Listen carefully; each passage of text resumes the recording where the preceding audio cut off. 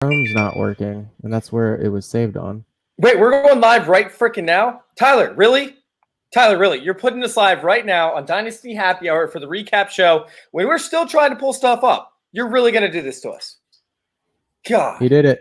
He did it. The nerve of this guy. The nerve of this guy. We're trying to sit here and make sure that we're all set up. Meanwhile, Tyler just throws us on live while we're completely unprepared. We have no show sheet. I've got a card break going on in the background, and he just throws us to the wolves. Well, guys, welcome on into Chasing Points, I guess. Damn it. We'll do our best. Oh, God, man. I guess we're here to recap a show or something, or recap the week. I don't even know. I don't even watch football. I don't even know what I'm doing. What am I doing on here? What the hell am I doing on? Thanks a lot, Tyler.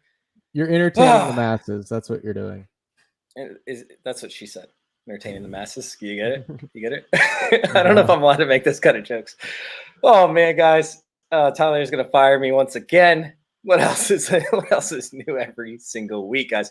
We had a really strange but awesome week, didn't we? Like, it was so unique. It was up in the air. Yeah, it was wild. I guess it was like I mean, of all the other weeks that we've had, random scorers, this was a week where we had probably like the most random scorers of fantasy relevance. So it was insane. Right. There was like blowout after blowout, and then blowouts that you thought were going to like stay as blowouts didn't turn out to be blowouts, and then the blowouts weren't even actually blowouts because other teams caught up. It was just weird. It was weird. Oh, man, what game do we want to even kick this off with? Because Tyler, like I said, is just throwing us the wolves to us talking. So, well, I feel like if Tyler's in here, he obviously wants to hear about his DeAndre Swift guy. So maybe we start with Lions and Jaguars. I don't know. DeAndre Swift breakout week, people. This is what I was telling you about. I was waiting for it, and I am more than excited to sit there and talk about DeAndre Swift. But before I get going, let's go ahead and have you talk about it first. Well, I guess I'm probably not as fired up as you two, but that's only because I couldn't get any shares of DeAndre Swift. So I've tried kind of passively to get him on some of my teams. I didn't get him in any rookie drafts this offseason. Didn't have any success. Actually, this week, I saw a lot of people saying breakout coming. And I'm thinking, this is really, once they have the breakout, good luck getting him. So I'm like, all right, sooner rather than later, he's going to have a good game. I couldn't get him on any teams. So, I guess I'm a little less invested than you guys are, but it's good to see the Lions finally doing the right thing and getting their best player the ball. And wouldn't you know, he's actually pretty good. Dude, he was very, very good this week so far. And, oh, my God, the fact that the Lions actually got to utilize him was just exciting. It was invigorating. I mean, I was sitting there and it was like, I want to say like going into the second half or so, Adrian Peterson had like 8 carries for 16 yards. Meanwhile, DeAndre Swift was sitting there with like 7 carries for 56 yards. And I was like, what are they doing? Give him the ball. Give him the ball. Why are they not giving him the ball more often? And then they did. And then great things happened. And it was magic. Great things happen. Now, do we trust that coaching staff to keep doing that? I don't know. But at least for this week, it looked nice.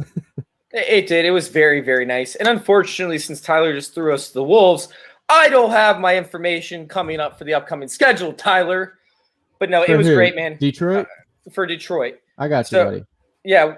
Do you have it in front of you right now, or you want me to keep talking while you look it up? I have it in front of me. So they've got Atlanta coming up next week. That's a nice matchup. Colts after that, Vikings, Washington, Panthers. Takes you through pretty much the end of November. So outside of Washington, that sounds pretty sexy, right? And maybe the Colts. The Colts, they didn't do too hot this week, right? Well, yeah. I guess they shut down Mixon to an extent. Yeah, he went out injured a little bit, but yeah. Still, if they use, I think Swift has shown too that coming even into this week, he's been efficient on not a ton of touches. So, we would love for him to get 20 to 25 touches, but if they just please get him the ball 12 to 15 times a game, he'll do something with that. He's dynamic, and we finally got to see today a little bit more of what we'd seen glimpses of so far the first month or so of the season. Yeah, in other words, guys, if you're starting up a dynasty redraft in the middle of the season, week 7, he's the 101 pick, right? He's the 101 pick, right? I love it, man. I guess if you've got the 101, yeah, go for it. I am so hyped up. I am beyond hyped up on DeAndre Swift. I absolutely love it. Absolutely love it. What's up, Hollywood Titan? He's in our group chat. What's going on, guys? Excited for this week. It was just a great week. It was a great week overall. So let's go ahead and hop on to, of course, your team, right? The Bengals, because we just brought it up. We might as well talk about it. Yep. You know, what happened over there in Indy and Cincinnati this week? I mean, non-fantasy related, just some poor coaching stuff going on there. But I mean, I was actually fantasy-wise interested because it was supposed to be the Jonathan Taylor breakout against the terrible Bengals defense. Then all of a sudden, negative game script is here, and you're like, is this Nyheim Hines time? I think the Colts got down 21-0. Then they were down 24-7 later on. And you saw Hines come in right before the half, and it was more like a 3-minute. There's about 3 minutes left, so they were trying to move the ball down the field. And I kind of wondered if they were going to stick with Hines more than they should. And I mean, it turns out, Jonathan Taylor didn't have a huge game on the ground, 12 carries, 60 yards, but he had 4 targets out of the backfield, caught all of them for 55 yards. He was being used out of the backfield, and I think that was the one hang up on him is what's his usage going to be catching the ball out of the backfield. And I mean, again, not a great day, but 115 total yards, didn't get the touchdowns, but I was pretty encouraged by that as well. So I don't know. That was probably my biggest takeaway from that game. Yeah, it's tough, man. Like, when does Phillip Rivers actually see the bench? Because it's got to be coming. I mean, he had a good game overall, but his passes were not good. Like, if you watch it, they did not pass the eye test, right? No, they did not at all. I mean, he's always been kind of stiff, and he's always had the weird, like, short arm passing. But even taking that into account, even knowing those things, he looked off. It wasn't pretty. I think he benefited a lot from Cincinnati was going a lot of zone, and his receivers were just finding the spots between the linebackers and the defensive backs, which they should do, and you rely on your quarterback to hit those. But he wasn't threading the needle anywhere. He was hitting some wide open guys for 371 yards. So I don't leave that game thinking that he's now all of a sudden the answer for Indianapolis.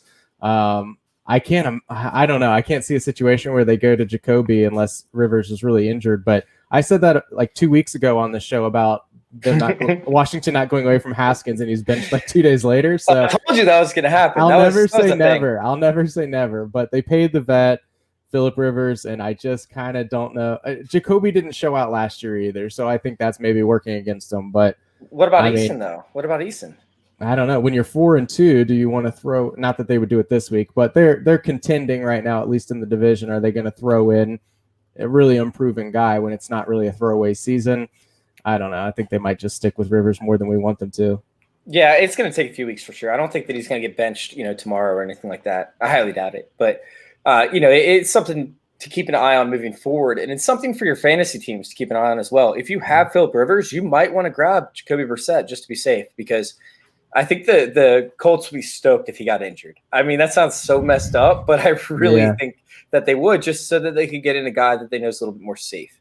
Yeah, I don't want to dominate the whole conversation with this game, but do you have anything to add about Marcus Johnson? Because he was one that I almost added in a couple leagues this week, and I'm looking and thinking, I think he's probably just a guy that might be getting a little opportunity, but he looked decent today. 5 catches, 108 yards. Is he someone that you're on board with going forward as a decent option?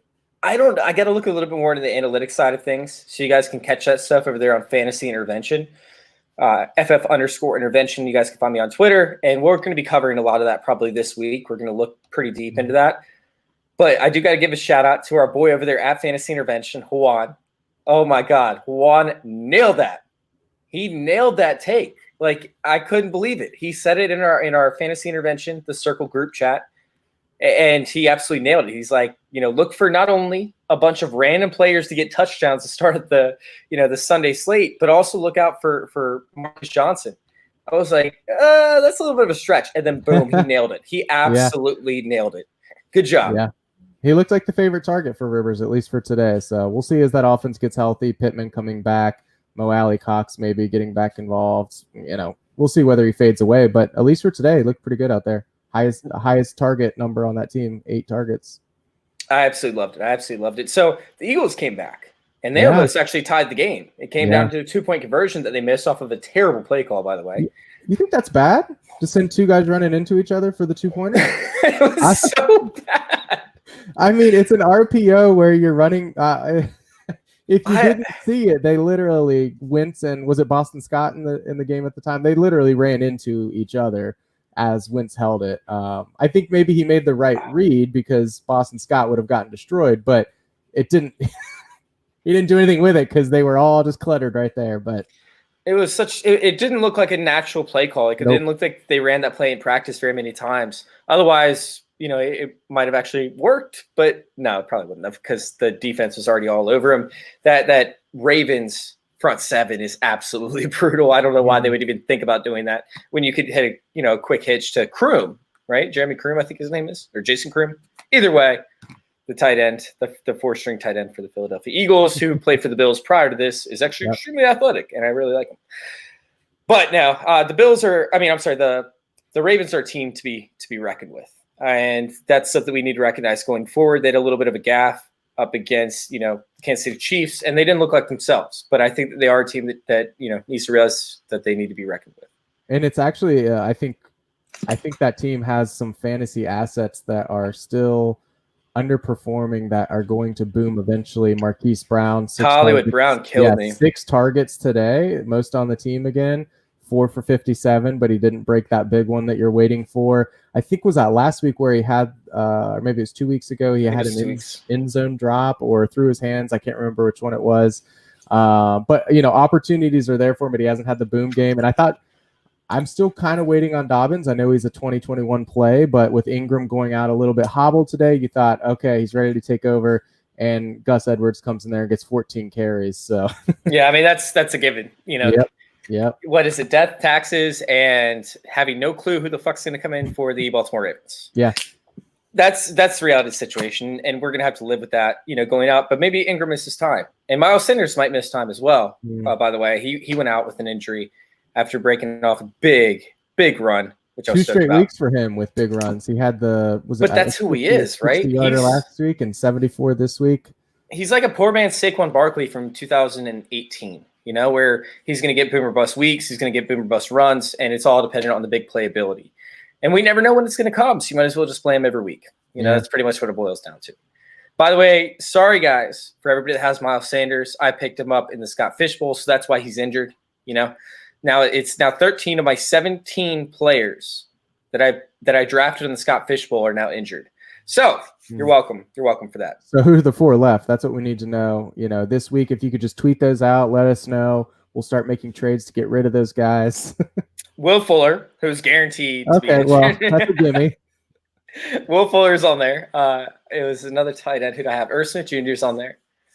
But anyways, we'll cover that on another episode, of course. But we talked about the Baltimore defense being reckoned with, right? Like recognizing this is an actual really good defense. Another really good defense is Pittsburgh Steelers, who destroyed the Cleveland Browns, right? Yeah, it was a complete dominating from really beginning to end. Cleveland looked overmatched. I don't know, how much you want to attribute that to. I think Baker fans will say, he's got, injured ribs and that really impacts the play. And I'm sure it does, but this was not a one-off performance for him. Unfortunately, this has become kind of the norm, especially against half-decent defenses. He can have good games against the Bengals of the world, but when you put him up against a good defense, his mechanics get a little wonky. His feet get pretty happy back there. He finishes the day 10 of 18, 119 yards and 2 picks. And you're just guaranteed he's going to throw at least 1 pick a game. He didn't look great, eventually replaced by Case Keenum. So I don't know. People are blaming it on the injury, right? They're like, it's... I'm not going to say he's going to get benched now or not because it hasn't worked out for me making those predictions. But pretty much everywhere that I have Baker Mayfield on my teams, I have Case Keenum as well already, just in case. But I think Keenum will be a hot pickup either way because there's starting to be those whispers of even if he's not, severely injured, is he going to eventually be replaced? Because there's weapons on that team, and it feels like Baker Mayfield's holding them back just a little bit. Yeah, and they don't expect much out of their wide receivers. They really don't. But to get 7 points up against the Steelers, who have allowed, 21 plus points, I think, in almost every matchup, it's relatively close to that. I mean, the Steelers' defense has not been great this year up against the pass, although they've brought pressure all the time. We saw that, repercussion this week. It's You got to do better, Baker. You got to do better. Listen, if you need a pep talk, Baker, I'm here for you. Just hit me up, FF_intervention, and I'll give you a pep talk, and we'll get you on the right page. Because your whole fade back to the right thing is ingrained in my brain, where he takes, 5-step drop, fades to the right, outside the pocket, even without pressure going on. And as he's backpedaling, he makes a weak-ass throw. And it's just, it's sad. It's a sad thing to view and to have engraved in your brain. But on the Steelers side of things, Ben Roethlisberger finished with like 200 yards and a touchdown because he just didn't need to score. 162 and a touchdown, right? Woo!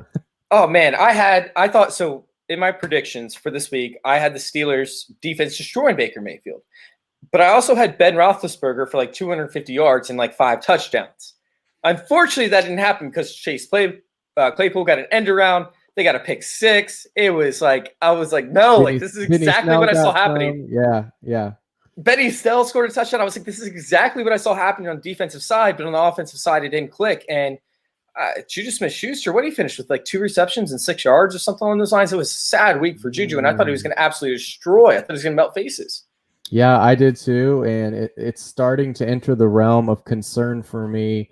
I know we don't know what next year will look like, assuming he's not even in Pittsburgh. Maybe he goes to a great situation. But just for the rest of this year and then the uncertainty going forward, at least in Dynasty, I've got a lot more question marks. It's hard to – you could dismiss last year with the injuries and things like that to the quarterback position and, kind of throw that year out the window. But now we're looking at – we've got almost a season and a quarter or whatever, almost a season and a half, something like that, of subpar play. And I don't know. I'm a little concerned.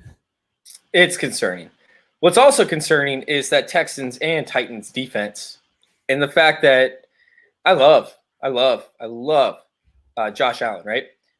But he couldn't put up points on the Tennessee Titans. And maybe you could, pay it forward to the fact that the Tennessee Titans were well rested and stuff. But the Texans come in and put up 36 points on the Titans. Meanwhile, the Titans put up 42 in overtime and win that game because Derrick Henry is an absolute monster. Oh, man. What was your big takeaways from the Titans and Texans? I mean, every single week, pretty much, unfortunately, my 2 takeaways for the Titans are I've been too low on Derrick Henry, and I continue to be too low on him, and I dismissed Ryan Tannehill too early. I did that last year, wrote it off to extreme efficiency that is just no matter what bound to regress, and with more passing volume this year, we'll see some of that efficiency dip down, and will he be able to make up for it with the volume? Don't know. And he's remained extremely efficient, really, no matter who he's going up against. Last week I think he had a rushing touchdown last week, or at least some rushing production that helped his day. And then today he didn't run the ball at all, but he throws 4 touchdowns, 364 yards. That connection between him and A.J. Brown looks real sweet. A.J. Brown hasn't missed a beat, being out a few games with the knee bruise or whatever. The bone bruise. Good, man. Yeah, he looks nasty. So. Meanwhile, Jonnu went out with an injury, by the way. Yeah. That worries me a little bit because he was seen running on the sidelines with the trainers, but they told him he couldn't come back in. So I think he's still going to play next week, but it's still a little bit concerning. They do have the Pittsburgh defense who just, like we talked about, held Cleveland to 7 points. So are you expecting the same thing from the Titans? No, I trust that Titans offense so much more than the Cleveland offense. So I think next week they'll still be able to put up points against Pittsburgh. Derrick Henry, dude, he's a beast. I had 94-yard run today, 212 on the day. The last play to win the game in overtime, I'm like, you're going wildcat from the 4 or 5 yard line, something like that. I'm like, but he did it, and he made it work. I'm thinking you're telling the offense, hey, we're running the ball here. There's no question about it. And Vrabel doesn't give up. He still literally just waited, was very patient on the run, found where he needed to go, and just barreled right into the end zone. I'm like, okay, that's impressive. Vrabel trusts his guys. He trusts his scheme. And he's got, 3 or 4, if you want to include Jonnu in that, extremely high-end fantasy assets, especially, in Dynasty and Superflex leagues for Tannehill. So that's actually a really fun team to watch now, 5-0 on the season. Yeah, they got Pittsburgh, then a bye, then Pittsburgh again, if they're scheduled in switch up, which might have. But they're 5-0, man. They're 5-0. Mm-hmm. That's crazy to me. But, I still expect them to make the playoffs this year. But what if they finish out as first in the AFC, and they get that bye? Do they have a chance at the Super Bowl? I mean, it's hard to say not based on what they did last year, and then it was that AFC Championship last year, right? And then you get to 5 games into this season, you haven't lost. Henry is no Swift, Tyler says. I would say, yeah, they're a little bit different stylistically. You're right about that. But yeah, I think Tennessee could make a run. The old adage of like running and defense type of thing, which is kind of cliche, but they run the ball well. They know their identity. They don't really go away from it no matter what. I think they could make a deep run in the AFC this year. Did we already pull up this message over here where Tyler gave 2 first and a second round this morning for Swift? How did he do? Yeah. Did we already pull that up? Was that already on the screen? Sorry, I was trying to do some research. Yeah, just threw us to the wolves. It was on the screen. Yeah. I mean, on the surface, it's an overpay, right? It's an overpay to say, oh, 2 firsts and a second. However, I think Tyler likes DeAndre Swift, if I'm not mistaken. So I'm kidding. Obviously, he loves him. So I'm all about the go get your guy thing. If that's what it takes. Would you have just, even without the second, done 2 firsts for Swift? I don't know. I don't think I would have, but I know I'm not as high on him as others. I think it's a little bit of an overpay. So, all right, we got a 2021 first and a 2022 first and a 2022 second. Okay. I think it's a little bit of an overpay, although I'm probably the highest person in the world on Swift, even higher than Tyler, for real. And I still think that's a slight overpay. I think you could have gotten him for cheaper, but if that's what it takes, then you got to get your guy, right? Yeah. You got to get your guy. I love Swift, man. I'm going to go to bed dreaming about him tonight. Like wet dreams. I mean, like not wet dreams. Sorry. All right. So Washington and Riverboat Ron, right? They gambled and they gave away the game to the Giants. But Kyle Allen looked terrible. Gibson was not involved in the offense near enough. J.D. McKissick had a lot of the touches, way more than he should have. Meanwhile, Daniel Jones looked okay. He didn't turn the ball over as many times as I thought he would. Is there anything to take fantasy value-wise out of this game? I mean, Slayton, he was hurt a little bit, but it's so gross. It's disgusting. Every single week, he scored last week. I actually think on a rushing touchdown, but I keep waiting for Evan Ingram to do something. It's like you are by far, I won't say by far. Useless. You could argue Slayton is, a talented pass catcher there as well, but Evan Ingram should be the focal point of that offense with Saquon Barkley out. And the dude's throwing up 2 catches every game, 20 yards, 30 yards. So tight end premium giving you a solid 7-8 points a week. Real confident throwing him in there. But yeah, this game was disgusting. I honestly didn't watch a second of it. I would never wish that upon my worst enemy. I watched it. How long until Riverboat goes back to Haskins, or does he ever? I know there's some rumblings that there's some deeper things going on there more than just play. Well, he's very immature, and it's something that's carried over to the practice field. It's something that like we see Madison, right? And Madison over there for the Vikings, he likes to mess around, he likes to play, but when the team is ready to actually practice, he goes all in. I don't think that's the same thing with Haskins. Side note, Tyler, if you want to fight me for Swift's love, you're gonna have to actually come on a podcast with us one time at least. Come on, man. You can't sit there and say you're gonna fight me and you never even show face. What a keyboard warrior, Tyler. Yeah, come on, dude. Dude, what a keyboard warrior. That's all Tyler's good at. It's being a keyboard.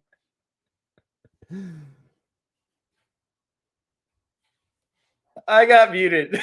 I was going to say, I was like, I think I just lost your audio for a second. I got muted. That was great. No, so Haskins going to end up with a different team. I wasn't a fan. So I used to be a fan of the Washington football team for 30 years, right? And I'm trying to renounce my fandom. I'm trying to step away. I love their defense and stuff, but I just don't like the decision-making. I wanted to just go with Stefanski, and I wanted us to pile on or retain, I should say, Bill Callahan as the offensive assistant / offensive line coach. And guess what? Guess what happened? The Browns did that. And the Browns are looking good outside of Baker Mayfield's gaffes. The whole system's working out and everything like that. But the reality is they want a young quarterback over there to kind of take the starting role and to be conservative. And that's what we needed with Dwayne Haskins to be able to develop. Meanwhile, you have Riverboat Ron, who just wants to gamble on half the plays and wants to try and get him to roll out and be uncomfortable with his play calling style, which, by the way, the majority of that is Scott Turner, not Riverboat Ron. But it's still something to where, hey, this is not his style of play. He needs to be conservative. He needs to get high completion percentage balls, and that's not what's happening. So it's something to where we need to make sure that, or Washington needs to make sure that they get the right quarterback in there. And a conservative Dwayne Haskins that needs to develop is not the right guy. Now, could he wait in the wing? Could he earn the coach's graces by the end of it? Sure. But there's a good chance he's not on the Washington football team's roster, especially if they end up, losing the remainder of the season. And they have a shot at Justin Fields, who is a phenomenal prospect that would fit perfectly in the system, especially with, of course, Riverboat Ron contributing to Cam Newton's success. All right. Let's see. Any other games that really stood out? The Lions. Oh, man. They're looking great. Meanwhile, the Jaguars looking terrible. And you have to keep in mind the Jaguars' schedule previously as well. The Jaguars have not had a very hard schedule. And them getting blown out of the Lions, I think, is indicative of what's to come.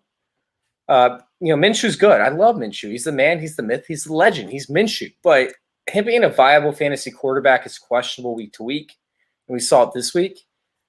DeAndre Swift's the man. Anything else from this game itself? I know we already covered it briefly, but no, it was mainly about I Swift. think the only thing is, unfortunately for Lions fans, the Matt Patricia firing is going to have to wait a little bit longer, because obviously you're not going to do that after a win. if they lost today, that would have opened a window to maybe do it. So I don't think they would have done it, man. I think they're on point with what they want to do. I mean, they've been in the lead, the majority of the time, and they set the record. What is it, like four weeks in a row where they blew a 10-point lead? And that's not always good, obviously. That's actually really bad, but at least they got the lead, at least they had it at some point with a really bad team. They also started off every game tied 0-0, so that's something as well to keep in mind. Wait, it really works that way? Yeah. So Matt Patricia has led his team to at least a tie to start the game every single week. So good point. Not much from that game. Galladay's back though, so that's good. 4 for 105, back as Stafford's number one option. So that was good to see. So the Jets, Joe Flacco's like a must add this week, right? I don't know why he's still in the league. Like, for his own sake and for like everyone's sake, I don't know why he continues to play. But yeah, putting up the old bagel today against the Dolphins. Oh man, it's a shutout. The Dolphins had a shutout. It's incredible. They would never in a million years would I have said that Dolphins would have a shutout this week. Like, that's insane to me. Is that crazy to you? Like, or is it just me? I mean, it's crazy unless you consider the opponent. I mean, it's the Jets. Like, I have not seen a team look this bad in a number of years. It's just must not watch TV. But Adam Gase is like the parasite that's controlling the ownership.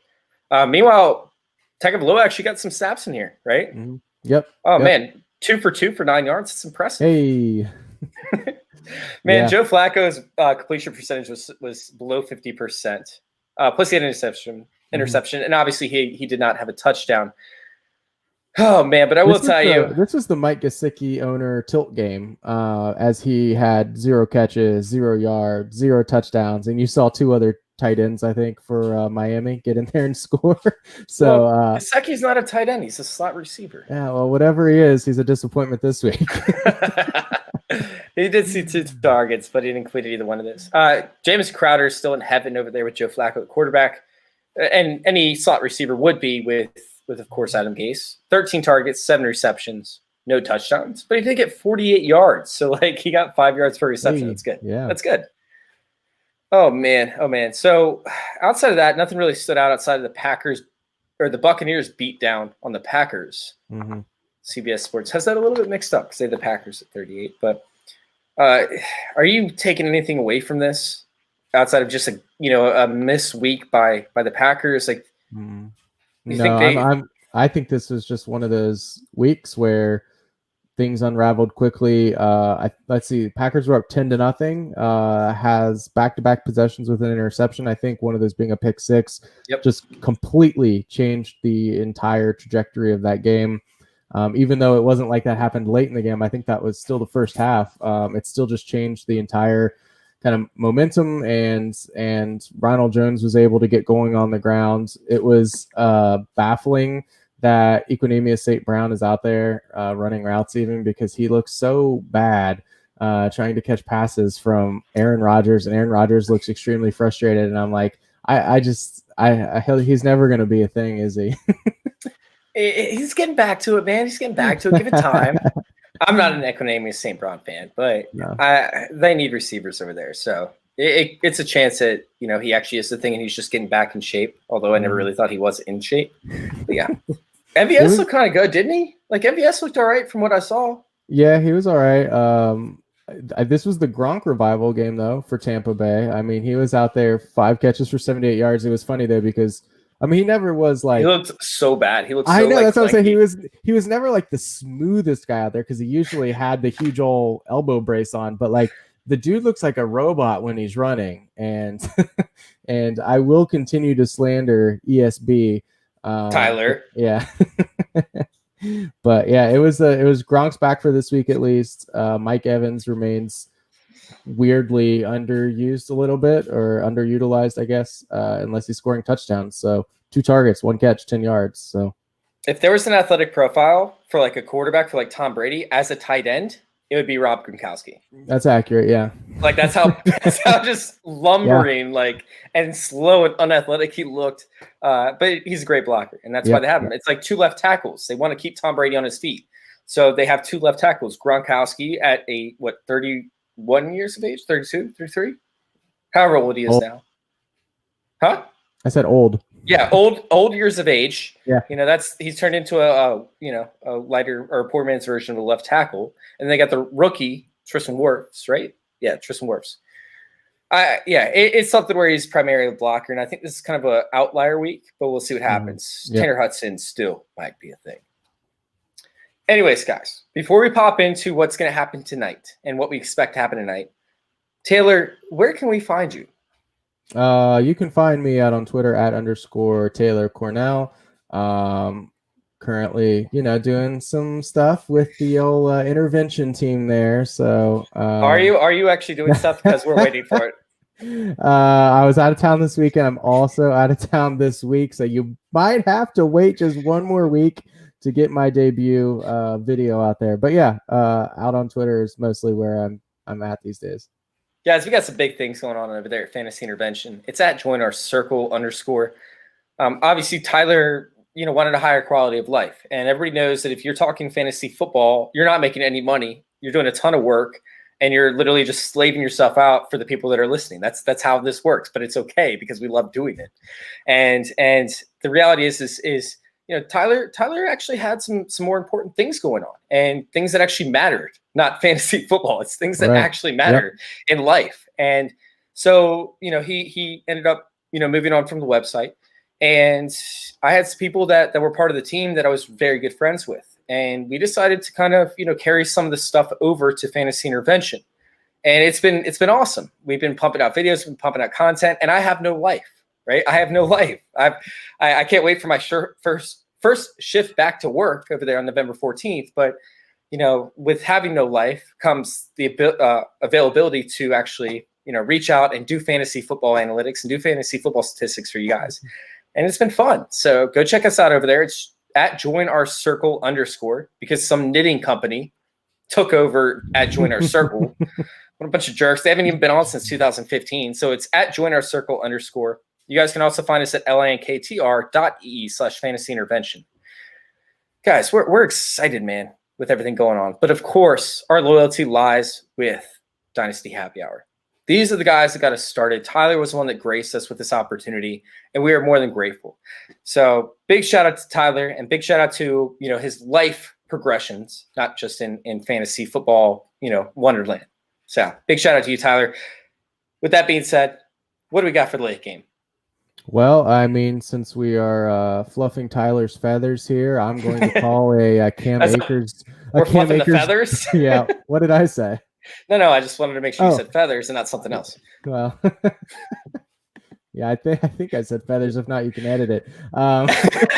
I'm going to call it Cam Akers breakout tonight because that's what he's looking for. So let's give it to him. I'm not banking on it. But yeah, let's see what happens. I don't know. Where are you at with this 49ers defense? I know the team as a whole has been dinged up, and then last week they gave up 43 to Miami. They lost the week before to a decimated Eagles team. Are they that feared defensive unit that you typically would avoid for fantasy matchups, or is that kind of a thing of the past right now? So I've done a lot of research on this. I've done a lot of in-depth studies, and my conclusion has came to the fact that I don't know. That's why I asked you, because I have no opinion. So I've done so much, I've dove into this heavily, and I think it's something where the replacement players that are coming in have to get used to the system, because the defensive system and everything that's going on, these players are are credited to the system, not the system being credited to the players, in my opinion, outside of DeForest Buckner. So with that being said, it's going to be a tough game to see what's going on. And I don't know if this podcast might be coming out in the morning, so we might have our answer by tomorrow morning. Yeah. But I'm expecting this to be a Rams pass-heavy game. I'm expecting Darrell Henderson to be used a lot in the passing game. If not, Cam Akers, sure, I could go with it. I don't love it. There's just so many questions behind it. And I'm interested to see what's to come from this game, just because of the mysteries behind the running game, behind the San Francisco defense. And I don't think there's answers out there. I mean, I spent 3 hours studying this game, and I just didn't feel confident in sitting there and being like, oh, this is my guy, and this is my guy, and this is my guy. Outside of maybe the stud over there at tight end for San Francisco, I don't know. I just Ross don't know. Dwelley? Ross Dwelley, yes, Ross Dwelley. Yeah, I mean, is Garoppolo making it through a whole game? That's what I want to see. Well, supposedly he's been a lot healthier. His ankles, been held up, but it is a high ankle sprain. Yeah. So you have to play it, and you have to, force your body through that process. And if you don't, then you're going to lean back, and that's what causes overthrows. And that's what we saw this past week is Jimmy Garoppolo sailing balls because he couldn't plant and follow through with his throws. If that happens again, yeah, not good, Bob. Not good. But it is what it is, man. And it's something where I'm not playing any DFS for this matchup, which I normally do play Sunday Night DFS. I'm not playing any DFS. I'm trying to stay away from my actual gameplay with this outside of, the studs in this game. I want to see what happens. I want to wait and see. And I know that's not great, advice, obviously, but it's something where you wait with a player that has an injury that's questionable, that has high ankle sprain. I wanted to wait on Michael Thomas last week, although he didn't play. I wanted to wait and see before I actually rolled my guys out, and that's kind of where I'm standing with this game and this matchup. Same. No, sorry, I was looking up Kittle's stats last year against LA just to see. He ended up going 16 for 180 and a touchdown in 2 games. So yeah, he's the stud. You're gonna roll him. He'll be fine. But Taylor Rapp is actually stepping it up as a safety position, and that actually makes me a little bit nervous. But it's George Kittle. It's George Kittle. Right. All right, guys. Oh man, what are the sponsors again? Trophy Smack. Roll with it. Yeah, Trophy Smack. Go to Trophy Smack. Buy a trophy. God, sorry, Tyler. I completely forgot. You need to remind me about these damn sponsorships. I'm blaming it on you. Well, hey guys, you gotta win a league first before you can get the trophy. So you got a few weeks here till the end of the season. In the meantime, we will make sure we keep pushing TrophySmack.com. Get a free ring, something like that. God, I'm getting fired. I'm so getting fired. All right, guys. Thank you all for tuning in to, of course, this episode of Chasing Points. Love you guys. Thank you, Tyler, for having us and dealing with us once again.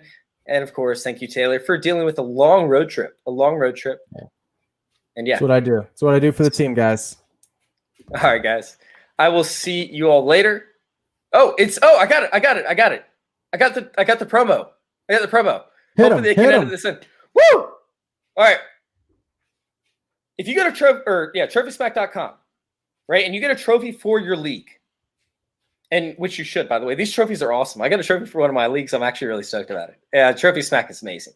But if you go to Trophy Smack and you buy a trophy and you enter in DHH Ring, that's right, DHH Ring, as in Dynasty Happy Hour ring, then guess what? You get a free ring. It's like a $60 value, and you get a free ring with your trophy. It's absolutely amazing. It's absolutely amazing. And the trophies up there are really cool.